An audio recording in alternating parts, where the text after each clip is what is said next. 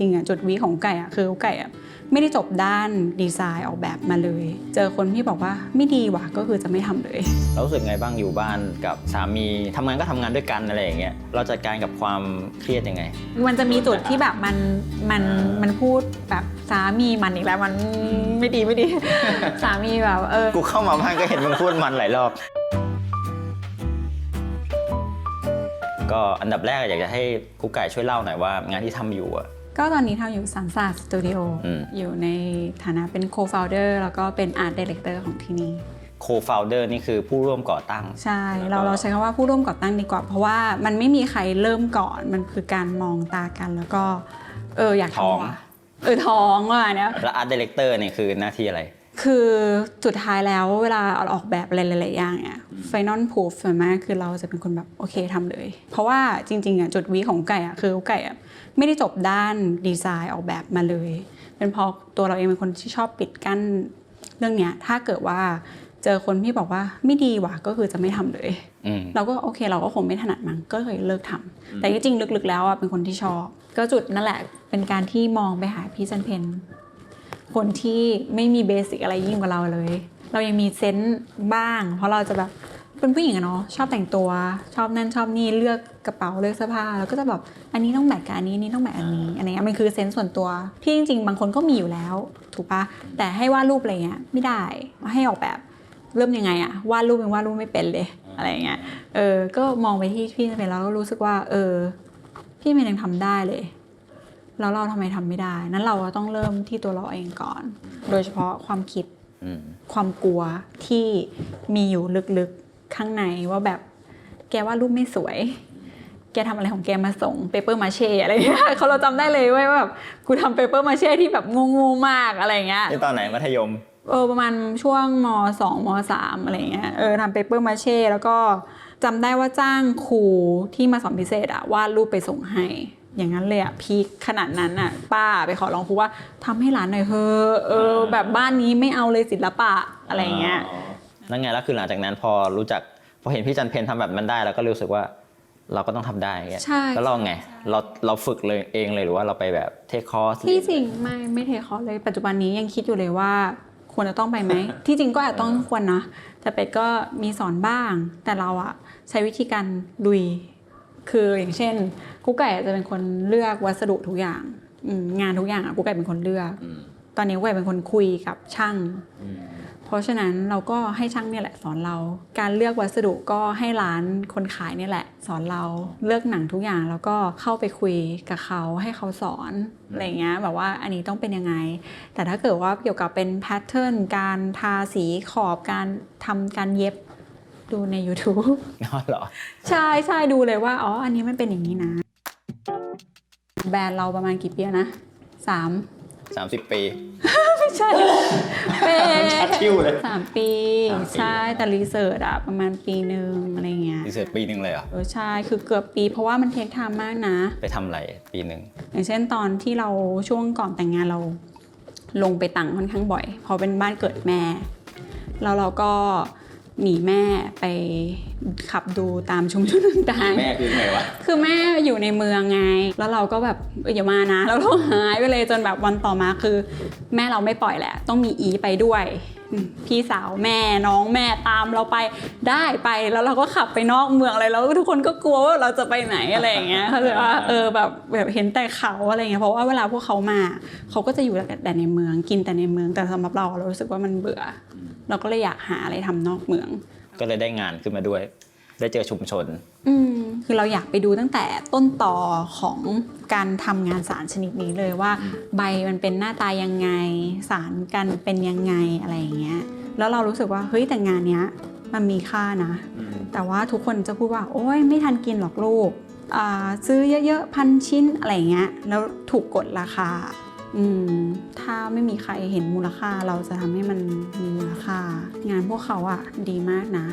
เราก็เลยรู้สึกว่าเราต้องทำอะไรบางอย่างเพื่อที่จะไม่ได้ educate คนชุมชนด้วยเรา educate คนข้างนอกให้เห็นคุณค่าของงานมากกว่านี้เพื่อที่เขาจะได้แบบ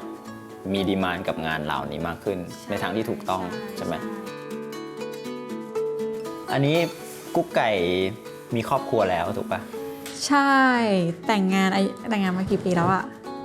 แต่งงานกี่ปีละแต่งงานมากี่ปีละประมาณ3วะจำถูกวะเนี่ยมึงจำถูกวะเนี่ยอ๋อจะ3แล้วเหรอเพราะนั้นน่ะตอนคือตอนเนี้ยบ้านก็คือเป็นสตูดิโอด้วยอย่างงี้ปะอย่างที่เห็นแบบเอางานมาโชว์มีโต๊ะทำงานมีอะไรอย่างเงี้ยคือทำงานที่บ้านเลย ทำงานที่บ้าน เรารู้สึกไงบ้างอยู่บ้านกับสามีทำงานก็ทำงานด้วยกันอะไรอย่างเงี้ยดีไหม ดีทะเลาะกันก็บ่อยนะ แต่ที่ทะเลาะก็คือแบบก็เรื่องแบบอะไรเงี้ยทะเลาะกันก็สักพักก็ดีอะไรเงี้ย เราเชื่อว่ามันคงต้องมีปัญหามีอะไรบ้างแหละนะมันก็มีแบบความเครียดมีอะไรอย่างเงี้ยเราจัดการกับความเครียดยังไงเครียดก่อนหรือเปล่าเอางี้ดีกว่าเครียดไหม เครียดตอนทำโอ้ยมันหลายเลยยิ่งทำงานกับชุมชนมันมีความเครียดอยู่แล้วเพราะเป็นคนคิดเยอะแคร์ความรู้สึกคนอื่นเยอะมากกูคิดไปก่อนหน้าเขาแล้วเรื่องการทะเลาะกันอ่ะอย่างที่บอกว่ามันคือการเถียงดิสคัสกันมากกว่าแต่ก็มีบ้างที่แบบโอ๊ยทำไมเธอไม่เข้าใจอ่ะคือเพราะว่าปัจจุบันก็ยังไม่ได้วาดรูปเป็นเข้าใจใช่ปะบางทีวาดไปมินนี่ก็จะแบบเธอว่าอะไรของเธอวะอะไรเงี้ยมันจะมีจุดที่แบบมันพูดแบบสามีมันอีกแล้วมันไม่ดีสามีแบบกูเข้ามาบ้านก็เห็นมึงพูดมันหลายรอบเพราะฉะนั้นเทคนิคของเราในการที่จะจัดการกับความเครียดหรือความแบบมูดดี้ของเราอย่างไงเรามีเทคนิคไหมเทคนิคหรอคือการเข้าครัวเพราะว่าไม่ได้คุยกับใครกูไก่จะอยู่ในโลกของไก่เองคือมันอยู่ในโลกส่วนตัวมันได้ปิดวาจาเพราะฉะนั้นการเข้าครัวมันเหมือนกับทำให้เราปิดวาจาแล้วก็มีสมาธิใช่เราเหมือนแบบอยู่กับจดจ่อกับสิ่งที่เราทำตรงนั้นแล้วก็ที่สิ่งคลายเครียดเองก็อาจจะเป็นการออกกำลังกายถ้าออกกำลังกายอ่ะไม่ได้คิดงานเลยนะเหมือนแบบเราปล่อยสเปซไปเลยชั่วโมง2 ชั่วโมงอย่างเงี้ยเหมือนเราคอนเซนเทรตกับกล้ามเนื้อเราอ่ะเหมือนกับหัวสมองจะโล่งไปสักพักหนึ่งเราออกกำลังกายไม่ใช่ว่าพรุ่งนี้เราจะสุขภาพดีเลยมันคือการสะสมค่อยๆสะสมแต้มไปแต่ละวันมันก็มีความเปลี่ยนแปลงในการแบบนิสัยนะมันเหมือนใจเย็นลงทุกอย่างเหมือนตอนนี้แบบใจเย็นลงนี่แหละการออกกำลังกายเป็นเทอราพีอย่างนึงเพราะนั้นก็คือเข้าครัวกับออกกำลังกายใช่คือเทคนิคแบบของเราใช่โอเคกลับมาที่คำถามว่าจริงๆแล้วอ่ะอาชีพในฝันของครูไก่คืออะไรเอาจริงนะตั้งแต่เด็กอะไม่รู้เว้ยว่าอยากทำอะไรแต่เราเชื่อว่าอาชีพที่เป็นปัจจัย4มันน่าจะอยู่รอดเราก็เลยไปทำอสังหาเราเคยเป็นเซลล์มาก่อนอย่างคอนโดเงี้ยถ้าเราไม่อินกับโปรเจกต์นั้นเราขายไม่ได้เลยเราไม่ชอบแล้วเราจะขายคนอื่นยังไงที่จริงคนที่เป็นเซลล์อาจจะต้องขายได้ทุกอย่างตามแอสไซน์เนาะแต่เราไม่เหมาะเราก็เลยลาออกแต่เอาจริงๆคือณปัจจุบันเนี้ยเราพอใจเรารู้สึกว่าอันเนี้ยก็เป็นอาชีพที่เราอยากทำไม่งั้นมันก็คงไม่ได้มาถึงทุกวันนี้อันนี้คำถามแบบแฟนซีหนึ่งถ้าสมมติกุ๊กไก่สามารถย้อนเวลาได้แล้วตอนนี้กุ๊กไก่อายุเท่าไหร่32ถ้าสมมติกุ๊กไก่สามารถย้อนเวลากลับไปได้แล้วคุยกับกุ๊กไก่เวอร์ชั่น15-16กุ๊กไก่อยากจะบอกอะไรตัวเองตอนนั้นก็อยากบอกมันว่ามันนะ ที่จริงคือด้วยความที่ตัวเองเป็นคนกลัวไม่กล้าที่จะทำอะไรก็อยากจะบอกเขาว่าแบบต้องเปิดใจที่จะทำถ้าคิดว่ากลัวแบบว่าหรือคนอื่นคอมเมนต์ว่ามันไม่ดีก็จะไม่ทำเรารู้สึกว่าเราควรจะต้องจี้ให้ตัวเองแบบลองใหม่ไหมอะไรอย่างเงี้ยแค่มีคนนึงติเราอะเราก็ไม่ควรล้มเลิกเราควรที่แบบไฟต่อดิสัก10 รอบไปได้500 คนแล้วมีคนติเรา 90% เนี้ยโอเคกูควรเลิกแล้วแหละแต่แม่มีคนติเราสัก10 คนอะก็ไม่ควรมันทุกวันนี้มันก็เหมือนสันสาดอะมีคนมาติอย่างเงี้ย10 ใน 100อย่างเงี้ยเราก็รับฟังเว้ยแต่ถ้าเกิดว่ามันไม่ได้เป็นมุมมองคนส่วนใหญ่ที่เห็นอย่างเงี้ยเราก็คงก็ต้องลบมันออกไปจากหัวสมองเพื่อที่จะกำจัดความเครียดบ้างเป็ดอาจจะสอนอันนี้เราตลอดเวลาเพราะเราอะเป็นคนที่คิดลึกแคร์คนอื่นมากไปโอเคคำถามต่อไปถ้าสมมติ แมวพุงโกง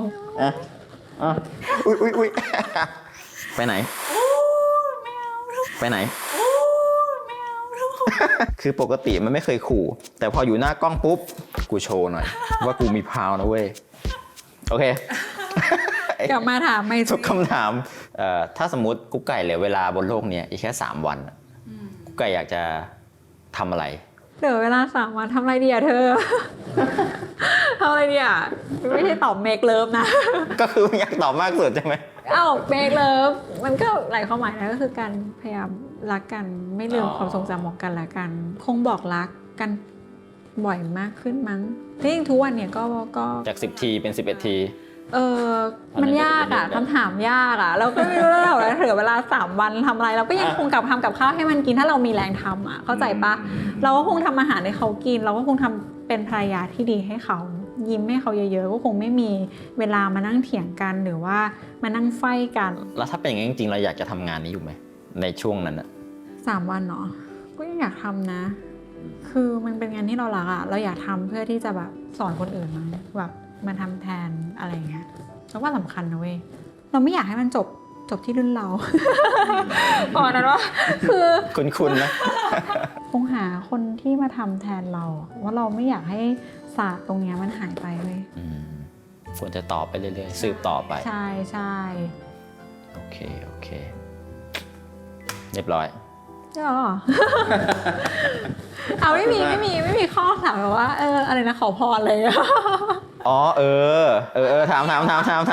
อยทำได้ลืม ถ้าสมมุติ